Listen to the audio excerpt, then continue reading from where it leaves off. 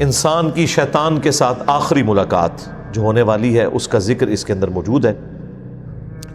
اعوذ باللہ من الشیطان الرجیم، بسم اللہ الرحمن الرحیم۔ وقال الشیطان لما قضی الامر، اور کہے گا شیطان قیامت کے دن جب کہ سب کا فیصلہ ہو چکے گا، یعنی جنتی جنت میں پہنچ گئے، جہنمی جہنم میں چلے گئے، اللہ تعالیٰ کی طرف سے الٹیمیٹ ڈیسیژن ہو گیا، اس کے بعد شیطان بھی اپنے ماننے والوں سے خطاب کرے گا۔ ان اللہ وعدکم وعد الحق، دیکھو بے شک اللہ تعالیٰ نے جو وعدہ تم سے کیا تھا دنیا میں وہ تو تھا سچا وعدہ۔ کیا وعدہ تھا؟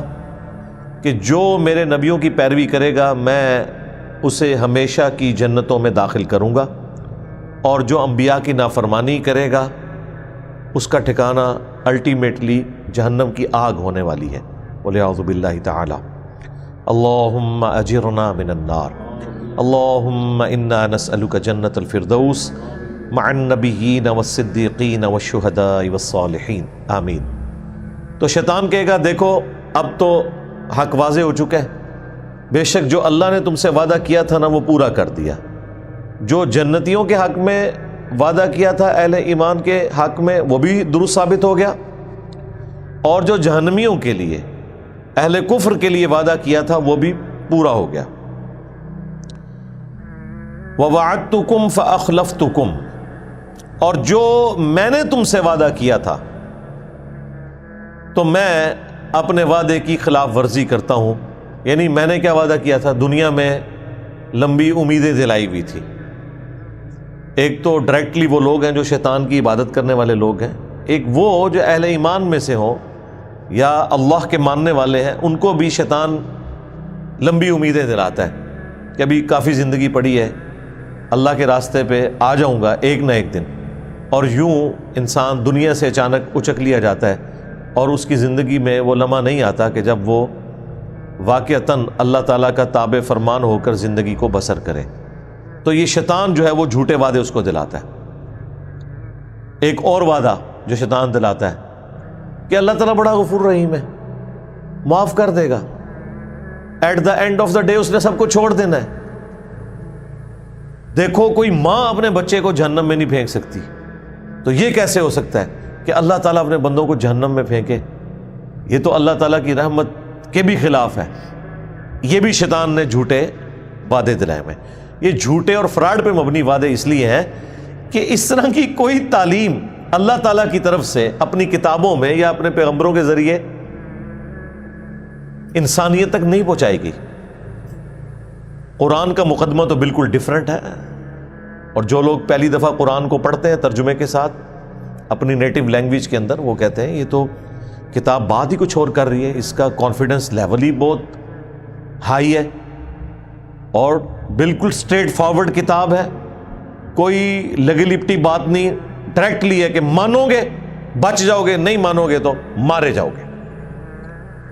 لیکن شیطان پھر جو غلط امیدیں لوگوں کو دلاتا ہے، اور یہ امید کبھی وہ شخص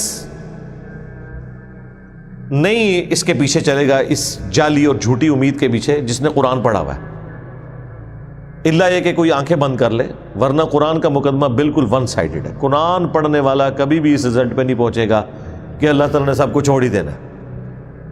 قرآن میں جو اللہ تعالیٰ کا مزاج بیان ہوا ہے وہ تو سختی والا ہے، سیدھی سی بات ہے، وہاں تو آپ کہیں بھی باطل کو داخل نہیں کر سکتے۔ بالکل 2+2=4 والی بات ہوئی ہے کہ مانو گے تو جنت ملے گی، نہیں مانو گے تو جہنم میں جاؤ گے۔ یہ تھوڑی بہت جو گنجائشیں نکلتی ہیں وہ بھی احادیث میں نکلتی ہیں، وہ بھی کسی درجے میں۔ جو پبلک کے اندر دین چل رہا ہے وہ نہ قرآن میں ہے نہ حدیث کے اندر موجود ہے۔ تو یہ شیطان جو لمبی لمبی امیدیں دلاتا تھا، تو شیطان کہے گا کہ میں نے بھی دنیا میں تم سے وعدہ کیا تھا، تو آج میں وہ ٹروتھ ریویل کر رہا ہوں کہ لو جی میں تو مکر گیا جی اپنے وعدے تو، وہ تمام جھوٹی امیدیں جو میں نے تمہیں دلائی ہوئی تھی آج میں اس کے خلاف چلتا ہوں۔ انہی امیدوں میں سے ایک امید یہ بھی ہے کہ جو کچھ بھی ہیں تیرے محبوب کی امت سے. اب یہ باتیں کیا صحابہ اکرام کو، آل البیت کو نہیں پتہ تھی؟ لیکن ان کی زندگیاں تو خوف خدا سے عبارت ہیں. خود اللہ کے محبوب صلی اللہ علیہ وآلہ وسلم نے جس سختی کے ساتھ اپنی امت کو سمجھایا ہے وہ تو بالکل ون سائیڈڈ مقدمہ ہے. بخاری مسلم دونوں میں حدیث ہے. اللہ کے محبوب صلی اللہ علیہ وآلہ وسلم نے فرمایا، دیکھو اپنے مال کی زکوٰۃ ادا کرنا، اللہ کا حق جو ہے وہ دینا، مال غنیمت میں خرد برد نہ کرنا، بیت المال کے اندر بے ایمانی نہ کرنا. ایسا نہ ہو کہ قیامت کے دن تم میں سے کسی شخص کی گردن پہ اونٹ سوار ہو اور وہ چیخ رہا ہو، اغثنی یا رسول اللہ، یا رسول اللہ میری مدد فرمائے، میں تمہارے کچھ کام نہیں آؤں گا، میں نے جو کچھ بتانا تھا تمہیں دنیا میں بتا دیا. ایسا نہ ہو کہ کسی شخص کی گردن پہ اس کی گائے سوار ہو جس کی اس نے زکوٰۃ ادا نہیں کی، اور وہ چیخ کے کہہ رہا ہو اغثنی یا رسول اللہ، یا رسول اللہ میری مدد کیجئے، میں تمہارے کچھ کام نہیں آؤں گا، میں نے دنیا میں جو تمہیں بتانا تھا بتا دیا. پھر نبی الاسلام نے مختلف چیزیں گنوائیں، کسی کی گردن پہ بکری سوار ہو. آپ حیران ہوں گے، جب ہم میٹرک میں پڑھتے تھے تو ہم نے یہ بیج لگایا ہوتا تھا، اغثنی یا رسول اللہ، یا رسول اللہ میری مدد فرمائے. اور جس حدیث سے یہ جملہ نکالا ہوا ہے اس حدیث میں تو یہ ہے کہ یا رسول اللہ میری مدد فرمائے، اور رسول اللہ کیا کہیں گے؟ میں نے دنیا میں جو بتانا تھا وہ بتا دیا. بالکل الٹ چل رہا ہے معاملہ. پھر بخاری مسلم میں وہ مشہور زمانہ حدیث، جب اللہ تعالیٰ نے قرآن میں سورہ شعراء میں فرمایا نا کہ اپنے قریبی رشتہ داروں کو ڈر سناؤ، تو نبی اسلام نے ایک ایک رشتہ دار کو بلایا.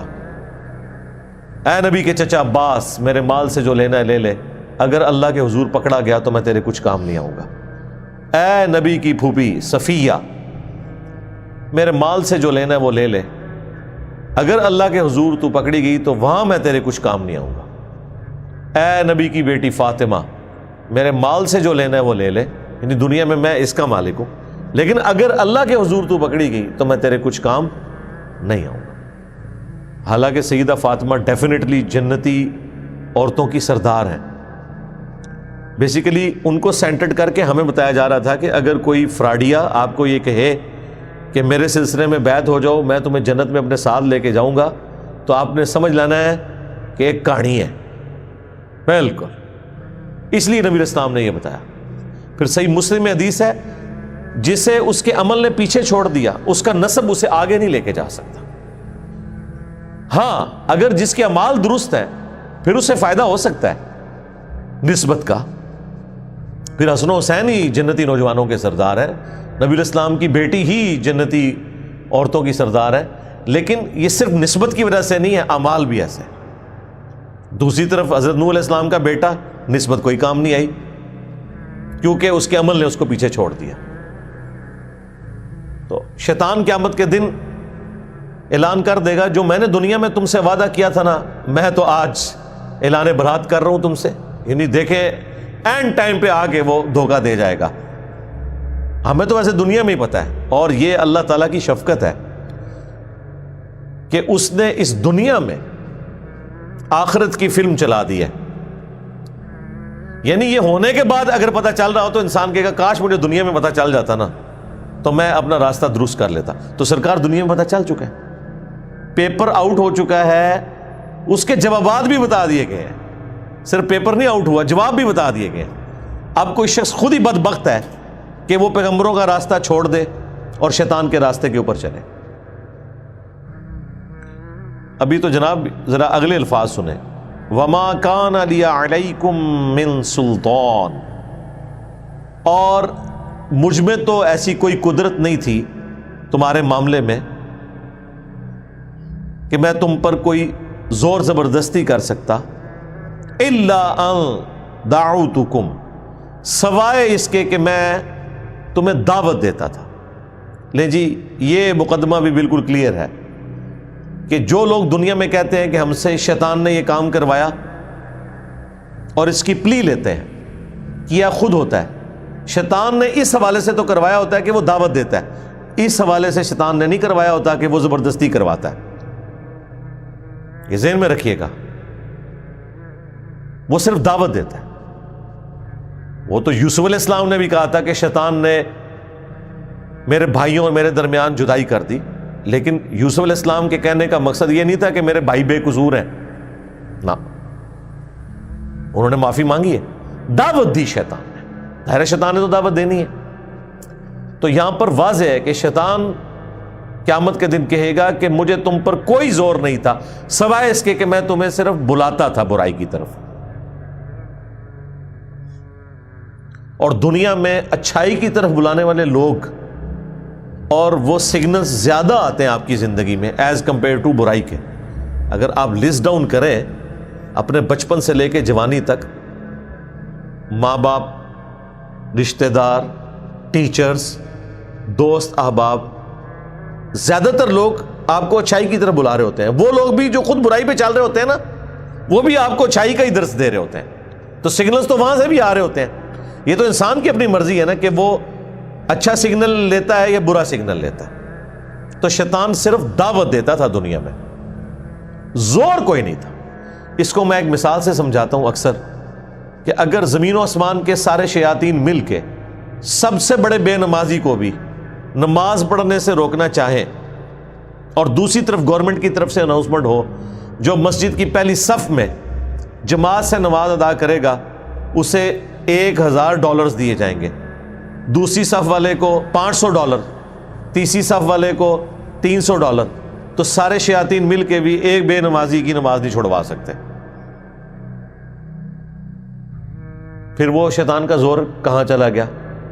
اس وقت بھی شیطان دعوت دے رہا ہوگا، لیکن جب انسان کو اپنا نفع نقد نظر آ رہا ہے نا، تو شیطان تو شاہی کوئی نہیں سرکار، جدو نفع نقد نظر آ جائے۔ تو اللہ کے جو کمیٹڈ بندے ہیں، اللہ کے اولیاء ہیں، اللہ کے نیک بندے ہیں، اللہ کا خوف رکھنے والے لوگ ہیں، انہیں آخرت بھی نقد نظر آ رہی ہوتی ہے اپنے سامنے، اس لیے وہ اس طرح کے گناہوں سے بچ جاتے ہیں، برائی کے اعمال سے بچ جاتے ہیں، اور نیکیوں پہ ان کو استقامت نصیب ہو جاتی ہے۔ اس کا سائملٹینیس کنٹراسٹ، اگر گورنمنٹ یہ اناؤنسمنٹ کرے کہ جس نے فجر کی نماز جماعت سے نہ پڑھی اسے 15 منٹ کے لیے ایک گرم تندور میں الٹا لٹکایا جائے گا دنیا کے اندر ہی، پھر بھی آپ دیکھیں کوئی شخص سستی کا شکار نہیں ہوگا۔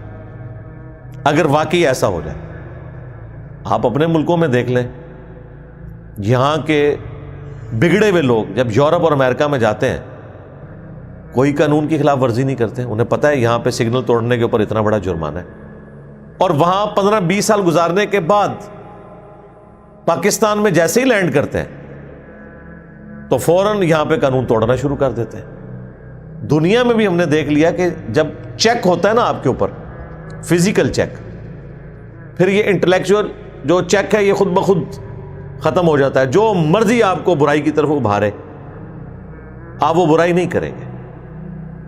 تو شیطان بھی قیامت کے دن کہے گا مجھے تم پر کوئی زور نہیں تھا۔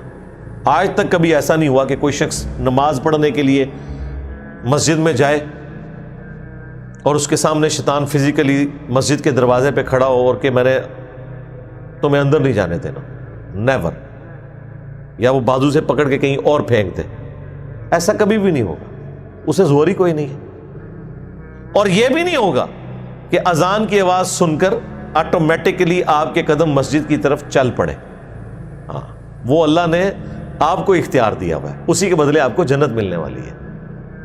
اتنا آسان کام ہوتا تو پھر ٹیسٹ تو ختم ہو جاتا، پھر جنت اور دوزخ والا معاملہ تو ختم ہو جاتا۔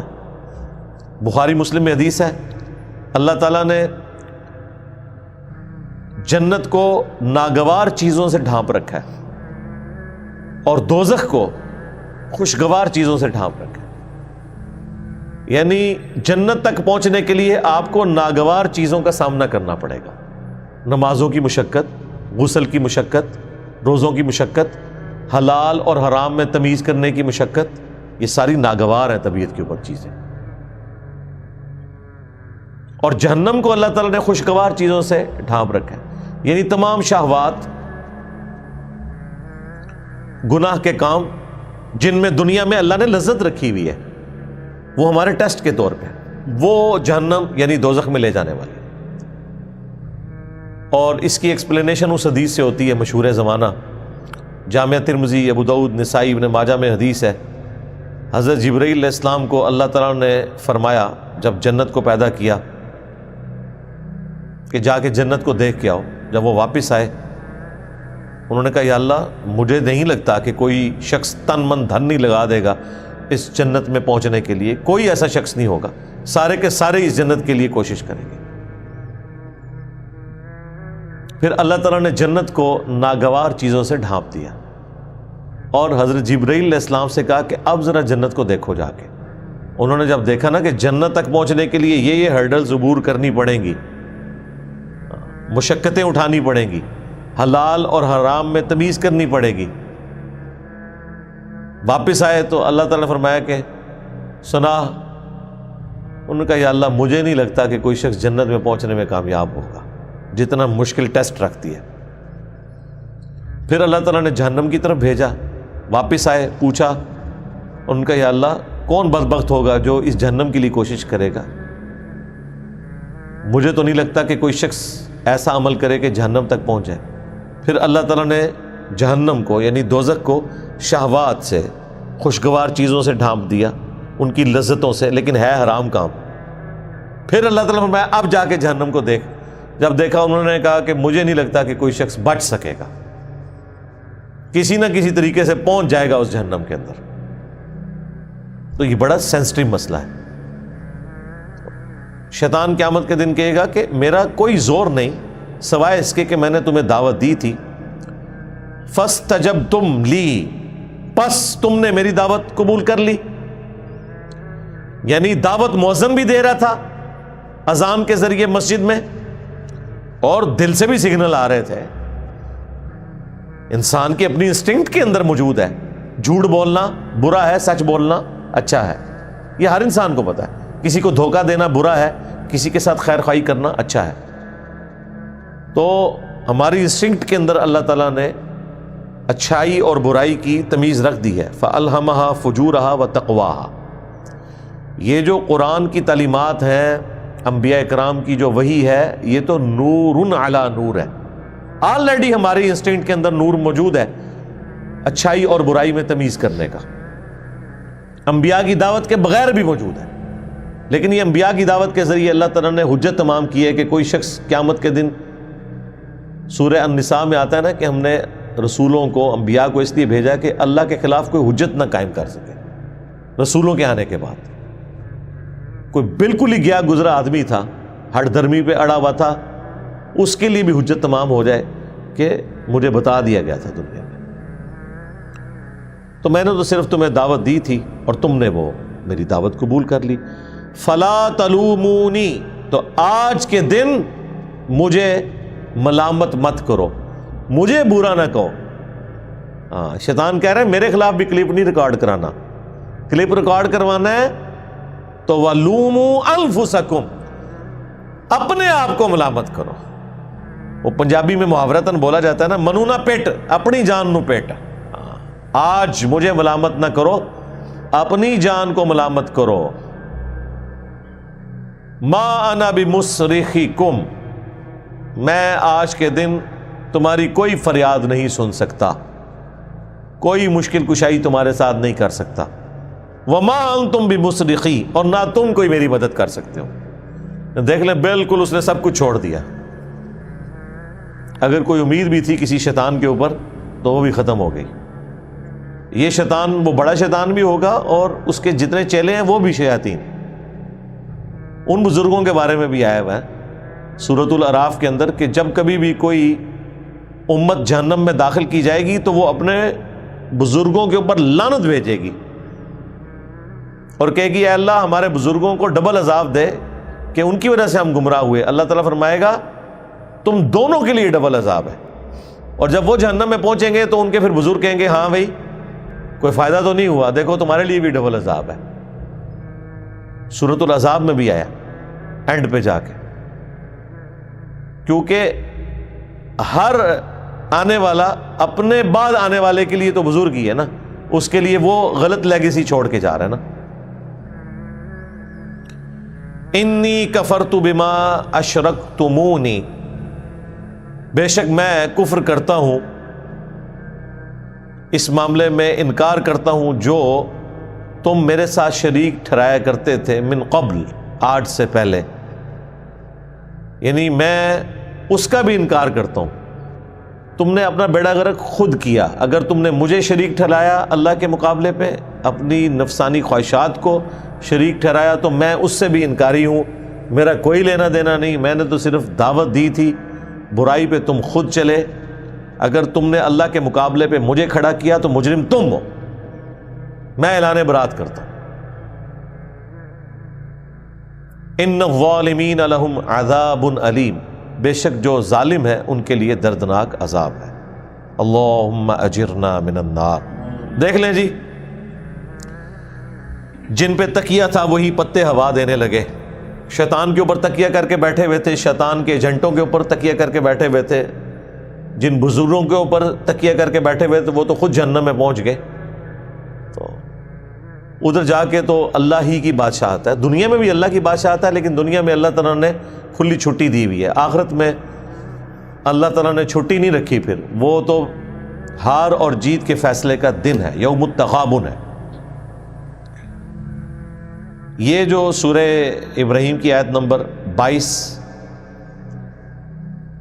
یہ آلموسٹ میں نے آدھا گھنٹہ اس کے اوپر گفتگو کی ہے، صرف اس لیے کہ یہ قرآن حکیم میں اہم ترین مقام ہے۔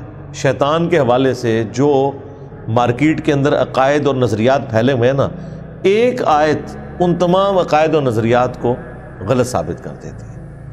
اکثر لوگ اپنے گناہوں کا، اپنے جرائم کا وبال شیطان کے اوپر ڈالتے ہیں، یا اللہ تعالیٰ نے الٹیمیٹلی شیطان نے جو ٹروتھ ریویل کرنا ہے قیامت کے دن وہ دنیا میں بتا دیا ہے۔ اس کے باوجود اگر کوئی شخص اپنی برائی کو شیطان کے اوپر ڈالتا ہے تو وہ اپنے آپ کو دھوکہ دے رہا ہے۔ اس اعتبار سے تو ڈالا جا سکتا ہے کہ وہ برائی کی طرف بلانے والا ہے، وہ تو شیطان بھی ہے، ہمارا نفس بھی ہے، لیکن وہ اللہ تعالیٰ نے بیلنس کیا ہے۔ صحیح مسلم میں حدیث ہے کہ ہر شخص کے ساتھ اللہ تعالیٰ نے ایک فرشتہ اور ایک شیطان، جن اٹیچ کیا ہوا ہے۔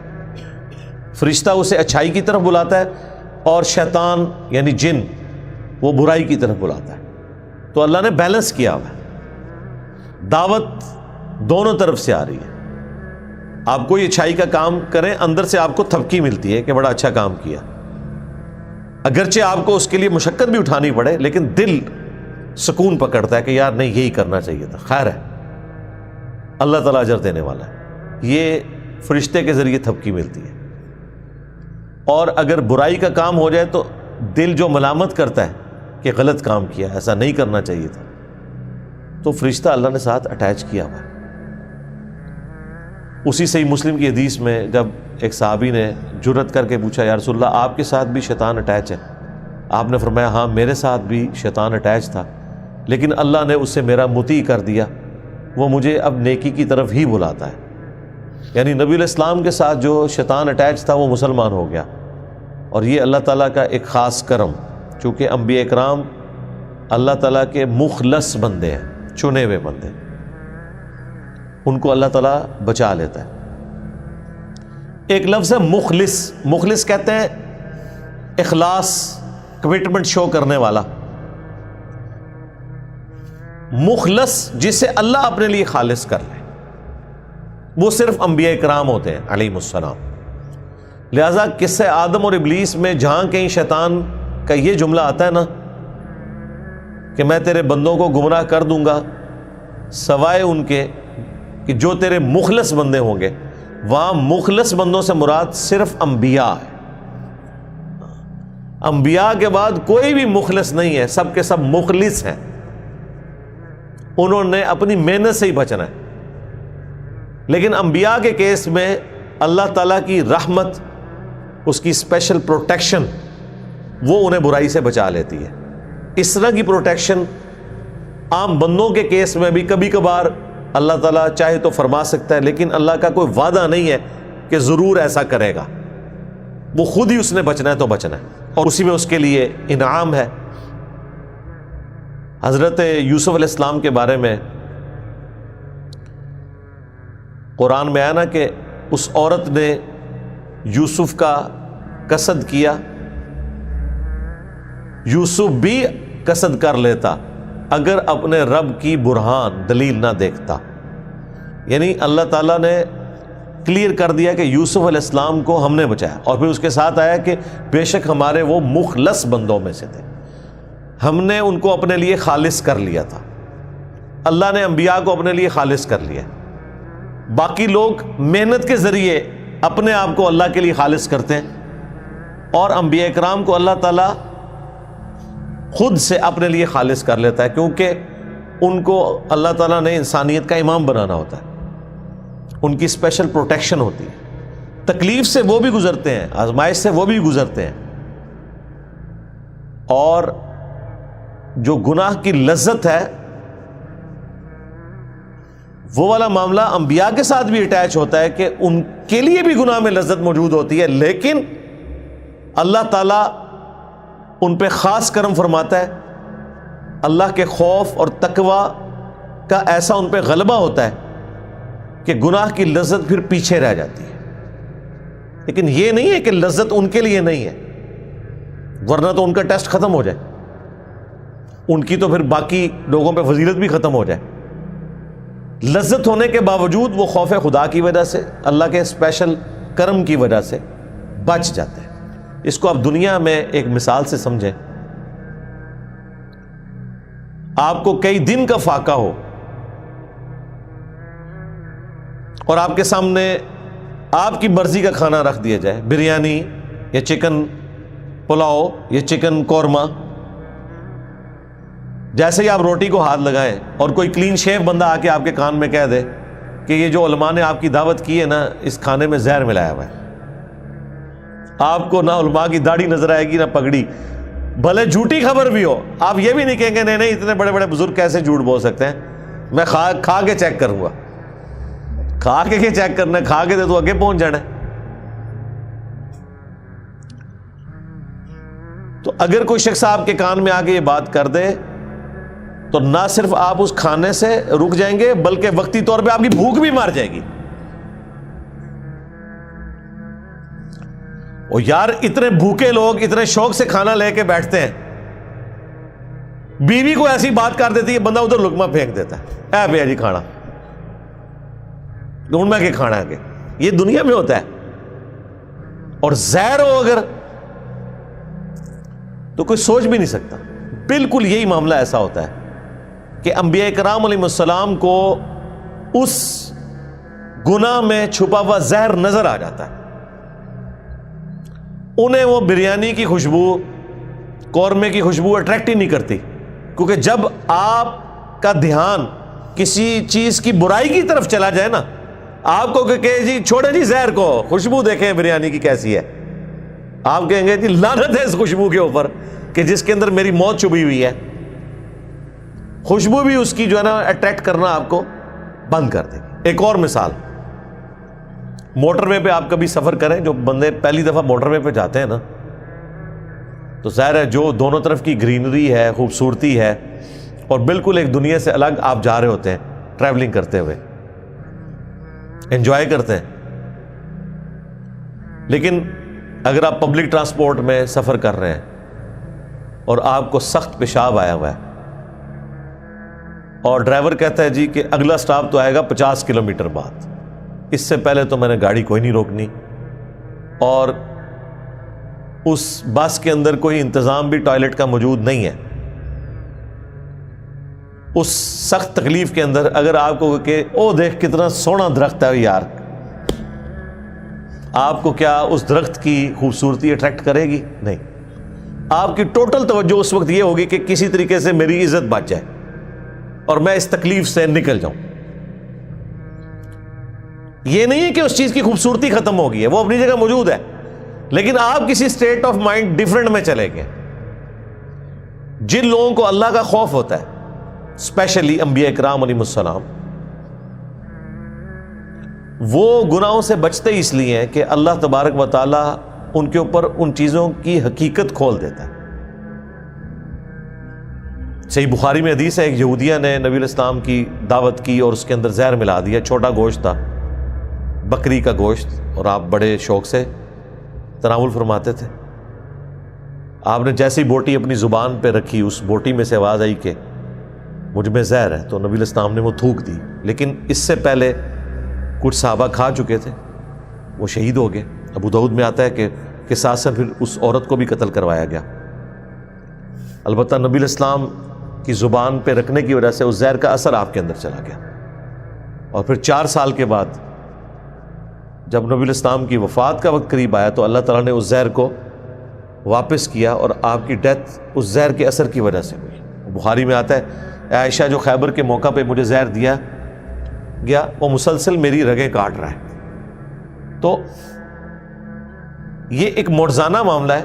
جب نبی علیہ السلام کو اللہ تعالیٰ نے وہ دکھا دیا, پھر ظاہر ہے آپ تو وہ اپنا پسندیدہ گوشت بھی اندر نہیں کریں گے, آپ نے تو تھوک دیا.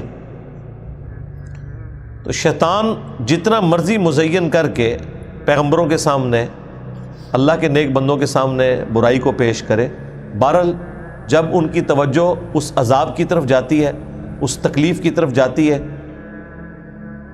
جو اس چھوٹی سی لذت کے اگینسٹ ہونے والی ہے, تو ان کے لیے پھر اس لذت کو چھوڑنا آسان ہو جاتا ہے, کیونکہ اس لذت کے اندر چھپی ہوئی سزا کی کڑواہٹ, اس کی تکلیف ان کے اوپر ایسا غلبہ کرتی ہے کہ وہ بچ جاتے ہیں. اس وجہ سے وہ مخلص بندے ہوتے ہیں. نان انبیاء کیا کریں گے ادر دین انبیاء؟ وہ پھر دین کا علم اتنا حاصل کریں اور کانٹینیوسلی اللہ تعالیٰ کے ساتھ کمیٹڈ رہے, تو وہ بھی کسی نہ کسی درجے میں اس مقام کو حاصل کر سکتے ہیں. اسی لیے ہم مانتے ہیں کہ انبیاء اکرام تو معصوم ہیں, مخلص ہیں, لیکن انبیاء اکرام کے اہل البیت, ان کے جانثار صحابہ حضور کی صحبت کی وجہ سے یا انبیاء اکرام علیہ السلام کی صحبت کی وجہ سے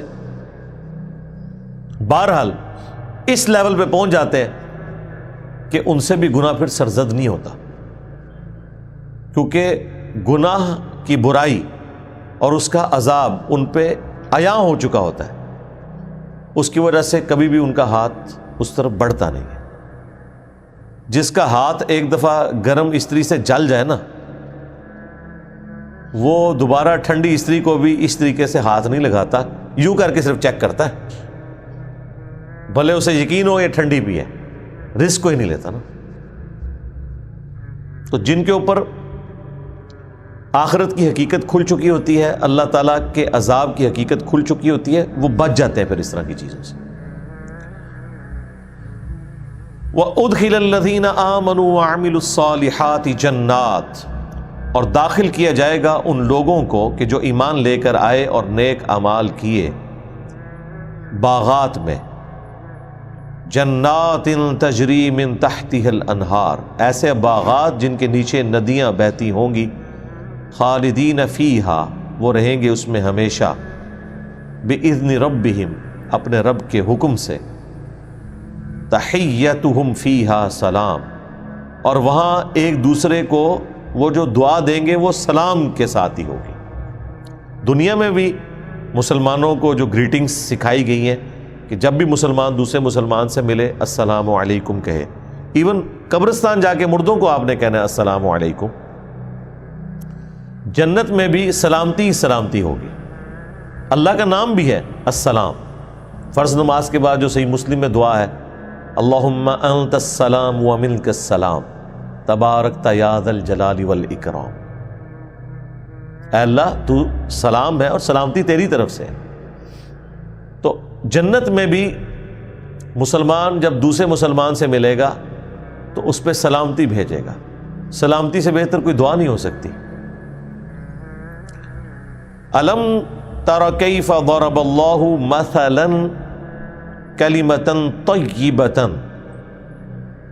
کیا تم نے نہیں دیکھا کہ اللہ تعالیٰ نے مثال بیان فرمائی ہے پاک کلمے کی, پاکیزہ کلمہ, پاکیزہ جملہ, کا شجرۃ طیبہ, اس درخت کی مانند ہے, وہ پاکیزہ درخت ہے جو اچھا کلمہ ہے.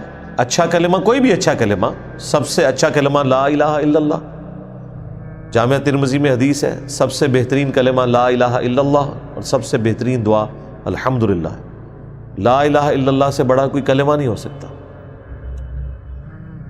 لا الہ الا اللہ محمد رسول اللہ اسلام کی بنیاد، یہ بہترین کلمہ۔ اس کے علاوہ بھی جتنے اچھے کلمات ہیں، خواہ اللہ کی تعریف کے ہوں یا خوش اخلاقی کے جو کلمات ہیں، جتنی بھی مورل ویلیوز ہیں، سب کے سب وہ ایک پاکیزہ درخت کی مانند ہے، اصلھا ثابت، جس کی جڑیں بڑی مضبوط ہیں، وفرعھا فی السماء، اور اس کی شاخیں آسمان میں پھیلی ہوئی ہیں۔ اتنا بڑا درخت ہے وہ اپنے اجر کے اعتبار سے۔ یہ دو الفاظ ہیں اصل اور فروع، یہ آپ علماء سے اکثر سنتے ہیں، یہ اصولی بات ہے، یہ فروعی بات ہے، یہ وہی ہے۔ اصولی بات، عقیدے کو ہم کہتے ہیں اصول، جو اصل جڑ ہوتی ہے۔ عقیدہ جڑ ہے نا، درخت کی بھی جڑ سب سے اہم ہے۔ تو جو عقائد ہیں وہ کہتے ہیں یہ اصولی مسائل ہیں، عقیدے کے مسائل ہیں۔ باقی جو اوپر والے اعمال ہیں وہ فروعی مسائل ہیں، کہتے ہیں یہ تو چھوٹا مسئلہ ہے، یہ فروعی ہے۔ فروع جو بار شاخیں نکلی بھی ہوتی ہیں، لیکن وہ شاخیں یا بار جو کچھ آپ کو نظر آ رہا ہے اس کی اصل وہ جڑ ہے جس سے وہ خوراک لیتا ہے، جس کے اوپر وہ درخت کھڑا ہوا ہے، اسے اصول کہتے ہیں، اور فروع کہتے ہیں جو باہر شاخیں بکھری ہوئی ہیں۔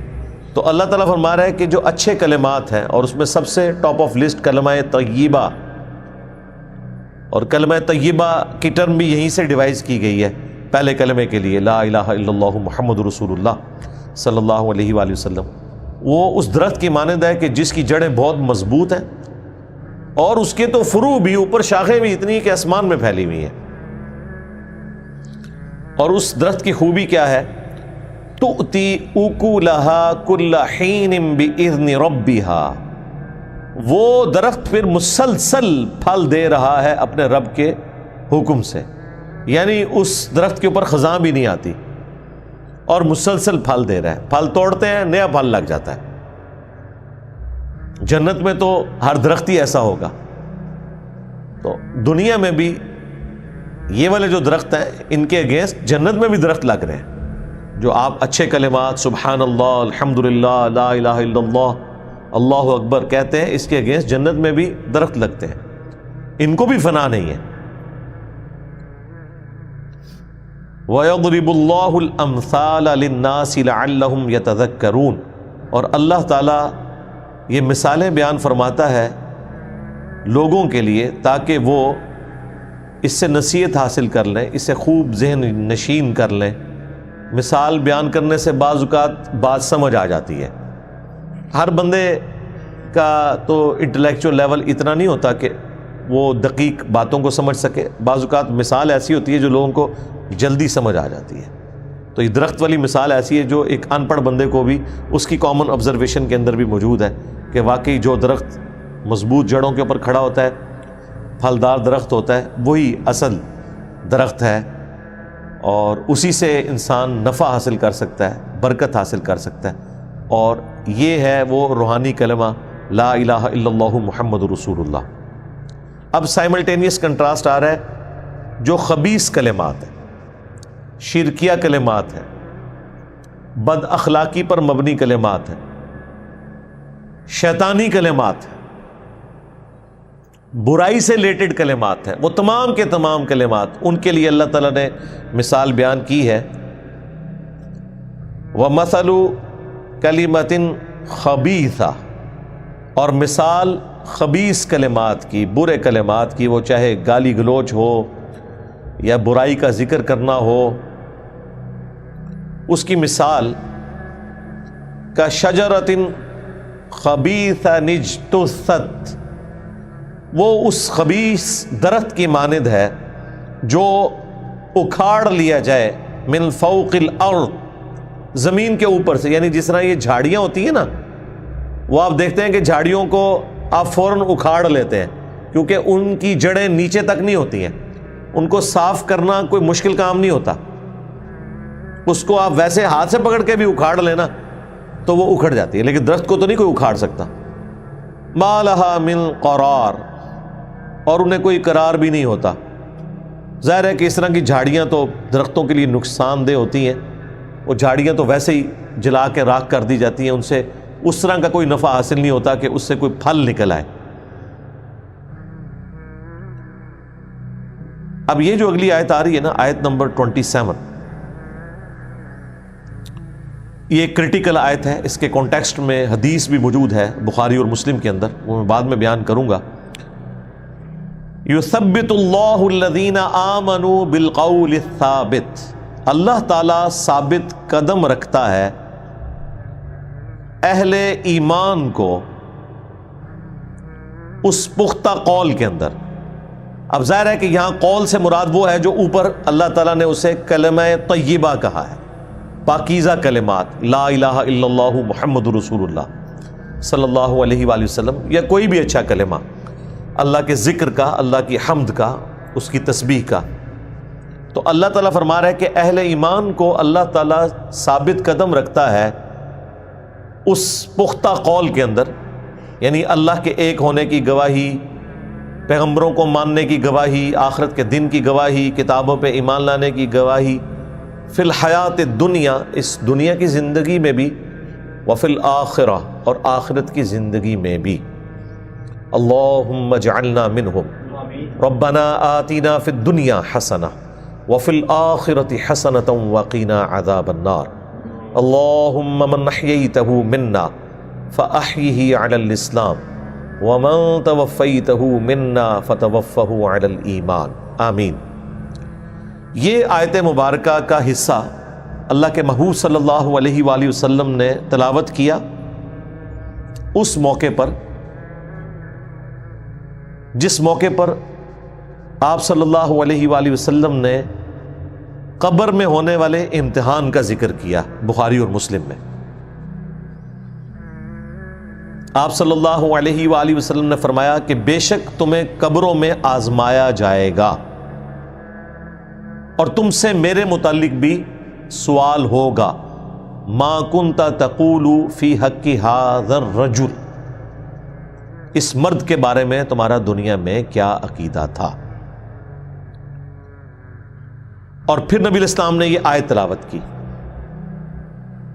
یثبت اللہ الذین آمنوا بالقول الثابت فی الحیات الدنیا وفی الآخرہ، اللہ تعالیٰ ثابت قدم رکھے گا اہل ایمان کو اس سچے قول کے اوپر، یعنی رسول اللہ کو پیغمبر ماننے کی گواہی کے اوپر، اللہ کی گواہی پر، اسلام کی گواہی پر، دنیا کی زندگی میں بھی اور آخرت میں بھی۔ اچھا، بخاری مسلم میں اس ایک سوال کا ذکر ہے، ترمذی اور ابو داؤد کے اندر 3 سوالوں کا ذکر ہے، اور ظاہر ہے کہ وہ ڈیٹیلڈ حدیث ہے۔ ترمذی میں الفاظ ہیں من ربو کا، ما دینو کا، اور من نبیو کا، تیرا رب کون ہے، تیرا دین کیا ہے، اور تیرا نبی کون ہے۔ اور ابو داؤد کے اندر من ربو کا، ما دینو کا، اور ما کنت تقول فی حق ھذا الرجل، اس مرد کے بارے میں تو دنیا میں کیا کہا کرتا تھا، الذی بعث فیکم، جس کو اللہ نے تم میں مبعوث کیا تھا۔ یہ بھی 7 الفاظ ہیں، کیونکہ بعض لوگ کہتے ہیں نبی الاسلام قبر میں تشریف لے آتے ہیں، یہ بریلوی کہتے ہیں، دیوبندی کہتے ہیں نہیں، خود نہیں آتے، آپ کی شکل مبارک دکھائی جاتی ہے۔ یہ بھی بالکل غلط ہے، کیونکہ حدیث میں الفاظ ہیں وہ شخص جسے دنیا میں مبعوث کیا گیا تھا تم میں، اس کے بارے میں تمہارا کیا عقیدہ ہے۔ وہ کہتے ہیں جی ہاذا کا مطلب ہے وہ سامنے موجود ہے، کہ ہاذا جو ہے یہ حاضر کے صیغے کے لیے استعمال ہوتا ہے، یہ بات بھی غلط ہے۔ غائب کے صیغے کے لیے بھی ہاذا استعمال ہوتا ہے جب اس کا قرینہ موجود ہو، جس طرح کہ عبداللہ ابن عمر نے جب یزید کی بیعت کی ایک حکمت کے تحت بعد میں، تو اس میں بخاری میں الفاظ ہیں ھذا الرجل، میں نے اس شخص کی بیعت کی ہے جو کہ شام میں بیٹھا ہوا ہے، اور عبداللہ ابن عمر جو ہے مدینہ شریف میں تھے، یعنی جس کا ذکر ہو رہا ہے کہ اس وقت جو ہمارا حکمران ہے۔ تو ھذا کا صیغہ غائب کے لیے بھی استعمال ہو سکتا ہے۔ اور اس کی دوسری دلیل یہ ہے کہ جب وہ مؤمن جواب دیتا ہے تو وہ یہ نہیں کہتا ھذا محمد رسول اللہ، وہ کہتا ہے ہوا محمد رسول اللہ، وہ غائب کے صیغے میں جواب دیتا ہے کیونکہ اسے پتہ ہے وہ سامنے موجود نہیں، ورنہ تو کہے کہ یہ اللہ کے رسول ہے، وہ کہتا ہے وہ اللہ کے رسول ہیں جن کے بارے میں تم پوچھ رہے ہو۔ مفتی احمد یار خان نعیمی صاحب نے جال حق میں لکھا ہے کہ یہ ھذا کا صیغہ بتا رہا ہے کہ نبی علیہ السلام قبر میں آتے ہیں، ورنہ تو ہونا چاہیے تھا کہ وہ مردہ فرشتوں سے کہتا کہ کس مرد کے بارے میں تم مجھ سے پوچھ رہے ہو۔ جب فرشتے کہتے ہیں اس مرد کے بارے میں تمہارا کیا عقیدہ ہے، تو بات میں تو وزن ہے واقعی، لیکن انہیں نہیں پتا کہ مسند احمد میں حدیث موجود ہے جس میں ایو رجل کے الفاظ بھی موجود ہیں، کس مرد کا ذکر کر رہے ہو؟ تو فرشتے کہتے ہیں الذی بعث فیکم، ہم اس مرد کے بارے میں تم سے پوچھ رہے ہیں جو تم میں مبعوث ہوا تھا۔ اور ابو داؤد میں ویسے ہی 7 الفاظ موجود ہیں کہ اس مرد کے بارے میں تمہارا کیا نظریہ ہے جو تم میں پیغمبر بنا کے بھیجا گیا، تو وہ شخص کہتا ہے وہ اللہ کے رسول محمد صلی اللہ علیہ وآلہ وسلم۔ اب یہ تفصیلی حدیث بخاری میں ہے اور ابو داؤد میں ہے، اس میں دونوں کیٹیگریز کے لوگوں کا ذکر آیا ہے۔ اہل ایمان کے لیے ہے کہ وہ کہہ دیں گے کہ ہمارا رب اللہ ہے، ہمارا دین اسلام ہے، اور یہ اللہ کے رسول محمد ہے صلی اللہ علیہ وآلہ وسلم۔ عموماً انہی 3 سوالوں کا ذکر ہوتا ہے، اور منافق کہے گا ہائی ہاتا لا ادری لا ادری، ہائے افسوس مجھے کچھ پتہ نہیں، مجھے کچھ پتہ نہیں۔ اور وہ کہے گا کہ میں وہی کہتا تھا جو لوگ کہا کرتے تھے، سن سنا کے سنی، یعنی کہ ٹونی۔ 3 سوالوں کے بعد فرشتے اس سے چوتھا سوال بھی کریں گے، کنکلوڈ کریں گے۔ گفتگو اس طرح تو کنکلوڈ نہیں ہوتی۔ مومن سے چوتھا سوال یہ ہوگا کہ تجھے کیسے پتا چلا، ان 3 سوالات کے جوابات کیسے آئے؟ وہ کہے گا کہ میں نے اللہ کی کتاب پڑھی اور میں نے رسول اللہ کے نبی ہونے کی تصدیق کی، مجھے اللہ کی کتاب پڑھنے کی وجہ سے یہ پتا چلا، اس لیے میں نے اس کو آج سے آلموسٹ 10 سال پہلے ریویل کیا تھا کہ قبر کے 3 سوال نہیں ہیں، 4 سوال ہیں۔ 3 تو یہ ہے نا، کامیاب ہونے کے بعد چوتھا سوال بھی ہے کہ تجھے پتا کیسے چلا؟ تو وہ کہے گا میں نے اللہ کی کتاب پڑھی۔ اب جس نے اللہ کی کتاب نہیں پڑھی، ظاہر کتاب ترجمے سے ہی پڑھی ہوگی نا، عربی پڑھنے سے تو کوئی فرق نہیں پڑتا اس بندے کو جسے عربی نہیں آتی۔ اچھا، منافق جب کہے گا مجھے کچھ پتا نہیں، میں تو وہی کہتا تھا جو لوگ کہتے تھے، فرشتے اس سے کہیں گے چوتھے سوال کے طور پر کہ تو نے خود کیوں نہیں پڑھا یا کسی ایسے شخص سے کیوں نہیں علم حاصل کیا کہ جو لکھنا پڑھنا جانتا تھا؟ تیرے ساتھ یہ معاملہ نہ ہوتا تو نے دنیا میں ایسے شخص سے کیوں نہیں رابطہ کیا اگر تو خود نہیں پڑھ سکتا تھا؟ وہ کہے گا میں تو وہی کہتا تھا جو لوگ کہتے تھے۔ تو یہ چوتھا سوال منافق کے کیس میں بھی ہوگا، گنہگار شخص کے کیس میں بھی ہوگا۔ تو یہ قبر کا چوتھا سوال یہ سب سے اہم ہے، کیونکہ یہ ڈراپ سین ہے قبر کے امتحان کا۔ اس کے بعد ہی پتہ چلتا ہے کہ پہلے 3 سوالات میں کس نے کامیاب ہونا ہے۔ اگر کوئی خود نہیں پڑھے گا، ہدایت حاصل کرنے کی کوشش نہیں کرے گا، یا کسی ایسے شخص سے ہدایت نہیں حاصل کرنے کی کوشش کرے گا جو اسے واقعی قرآن و سنت بتائے، یعنی بزرگوں کی تعلیمات نہ بتائے، ورنہ تو یہاں پہ بھی مسئلہ کھڑا ہو جائے گا نا۔ یہ کہتے ہیں علماء سے پوچھیں، اور جب علماء سے پوچھیں ہم پوچھتے ہیں کس علماء سے، کہتے ہیں ہمارے فرقے کے۔ دوسرے علماء کا ذکر کہتے ہیں وہ تو ہے ہی گمراہ ہیں، انہیں کہ وہ بھی آپ کے بارے میں یہی سمجھتے ہیں، اور ہم بھی یہی سمجھتے ہیں کہ دونوں ٹھیک ہی کہہ رہے ہیں، وہ آپ کے بارے میں اور آپ ان کے بارے میں۔ البتہ اگر آپ دونوں بھی ہمیں کوئی بات بتائیں گے جو قرآن و سنت کے مطابق ہے، تو ہمارے نبی نے ہمیں یہی سکھایا ہے کہ شیطان بھی اگر سچی بات کرے تو اس کی تصدیق کرو۔ آیت الکرسی کا وظیفہ شیطان نے انسانی شکل میں آ کے حضرت ابو ہریرہ کو دیا تھا، لیکن نبی علیہ السلام نے کیا فرمایا کہ وہ ہے تو جھوٹا تھا لیکن بات اس نے سچی کی، تو ہم تصدیق کریں گے۔ تو یہ عذاب قبر، قبر کے سوالات کے امتحان سے متعلق یہ اہم ترین آیت ہے کہ اللہ تعالیٰ دنیا کی زندگی میں بھی اور آخرت میں بھی ثابت قدم رکھے گا۔ تو دنیا میں اللہ تعالیٰ اہل ایمان کو ایمان پہ ثابت قدم رکھے گا، اور آخرت کی زندگی میں قبر کے سوالات میں آسانی کرے گا۔ یہ آخرت کا تعلق اصل میں قبر کے ساتھ ہے۔ جو نبی علیہ السلام نے آیت پڑھی نا ظاہر دنیا میں تو نہیں قبر کے سوال ہو رہے. تو قبر آخرت کی منازل میں سے پہلی منزل ہے, یہ ذہن میں رکھیے گا. قبر کا تعلق دنیا کے ساتھ نہیں ہے, یہ آخرت کی زندگی ہے, کیونکہ مرنے کے بعد کی زندگی ہے. تو نبی الاسلام نے کہا کہ اہل ایمان کو اللہ تعالیٰ ثابت قدم رکھے گا کلمہ طیبہ کے اوپر, اور اس کی تفصیلات جو حدیث میں آئی اللہ کے بارے میں, رسول کے بارے میں اور دین کے بارے میں سوال. اب دیکھ لیں, فرقے کا کوئی ذکر نہیں, پیر کا کوئی ذکر نہیں, فقہ کا کوئی ذکر نہیں. قبر میں جا کے فرقے بھی ختم ہو جانے ہیں, ورنہ تو پوچھا جاتا ہے کہ تیرا تعلق کس فرقے سے ہے, سنی ہے شیعہ؟ سنی ہے تو پھر کس فقہ کو فالو کرتا تھا؟ تو یہی انہوں نے بزرگوں کے بارے میں مشہور کیا ہوا ہے. اعلیٰ حضرت سے پوچھا گیا جی تقلید کیوں ضروری ہے؟ انہوں نے کہا تقلید اس لیے ضروری ہے کہ ایک مالکی فوت ہو گیا, تو جب وہ قبر میں گیا تو اسے قبر کے سوالات کے جوابات نہیں آ رہے تھے, تو امام مالک قبر میں تشریف لے گئے اور انہوں نے چپکے سے اس کے کان میں سوالات کے جوابات بتا دیے. بھئی کان میں آپ بتا بھی دیں, زبان تو اس کی چلنی ہے نا. جواب تو بڑے آسان ہے, آج بے نمازی سے بھی پوچھے وہ بھی کہہ دے گا جی ان 3 سوالوں کا یہ جواب ہے. اصل مسئلہ ہے کہ جواب تو پتہ سب کو ہوگا, زبان نہیں چل رہی ہوگی نا. تو دلیل انہوں نے دی, پھر تو مالکی ہونا چاہیے, حنفی تو نہیں ہونا چاہیے اگر دلیل یہی ہے. تو یہ سب کہانی ہے. شیخ عبد القادر جیلانی کا ایک دھوبی تھا جی, وہ جب فرشتوں نے اس سے پوچھا من ربو کا, اس نے کہا میں غوث پاک کا دھوبی ہوں, ماں دینوں کا دھوبی ہوں. وہ کہتے نہیں فرشتے پریشان ہو گئے, اللہ کے پاس چلے گئے. فرشتوں نے نہیں جناب پریشان ہونا, اللہ دے بندے ہو, آپ لوگ تو ہمیں دھوکہ نہیں دے سکتے جنہیں دین کی سمجھ آ گئی ہے. فرشتوں کو تو بالکل پتہ ہے کہ سب کچھ فراڈ ہو رہا ہے. اور دوسرا, فرشتے کوئی انسانوں کی طرح نہیں ہے, وہ آپ سمجھ لیں بائی ڈیفالٹ جس طرح کمپیوٹر پروگرام ہوتا ہے نا, ان میں ایک چیز فیڈ ہے, اس کے مطابق انہوں نے چلنا ہے.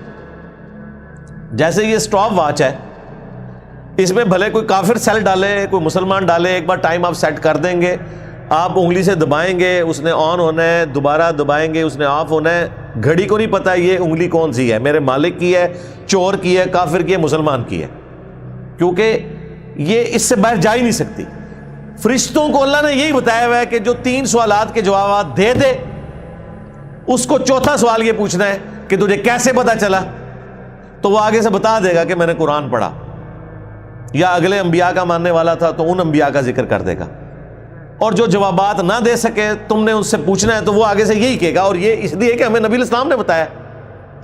فرشتوں کو تو پتہ ہی نہیں ہے کہ غوث پاک بھی کوئی ہے اور ان کا کوئی دھوبی بھی ہے. ہاں, اور وہ بیان کرتے ہوئے نا علماء کہتے ہیں جی اشرف علی تھانوی صاحب نے نقل فرمایا, یعنی اس طرح جیسے بخاری شریف میں آ گیا. اس کا روب آپ دیوبندیوں پہ تو ڈال سکتے ہیں, ہاں, لیکن ہم پہ آپ کیسے ڈال سکتے ہیں میرے بھائی؟ ہمیں تو قرآن و سنت سے بتائیں.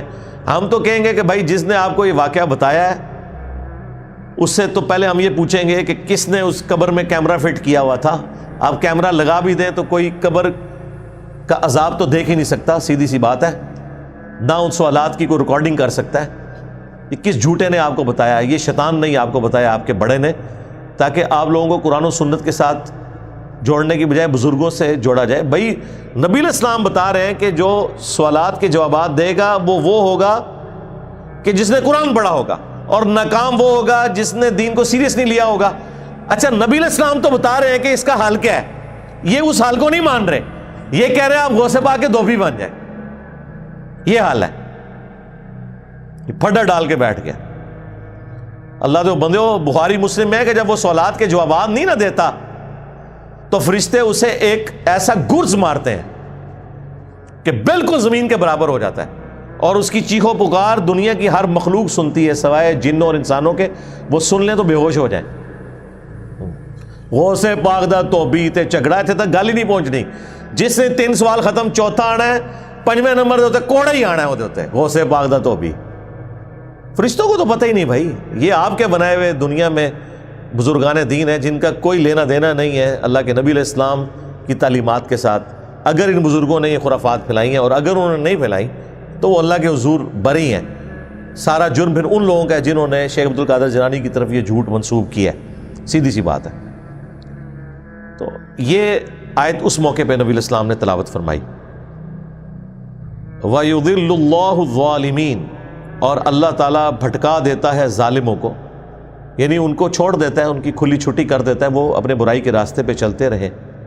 وَيَفْعَلُ اللَّهُ مَا يَشَاءُ، اور اللہ تعالیٰ جو چاہتا ہے وہ کرتا ہے۔ اللہ تعالیٰ کے اوپر تو کسی کا زور نہیں ہے، اللہ تعالیٰ اہل ایمان کو بچا لے گا، اور جو دنیا میں گمراہ رہے وہ قبر میں بھی جا کے، حشر میں بھی جا کے ناکامی کا منہ دیکھیں گے۔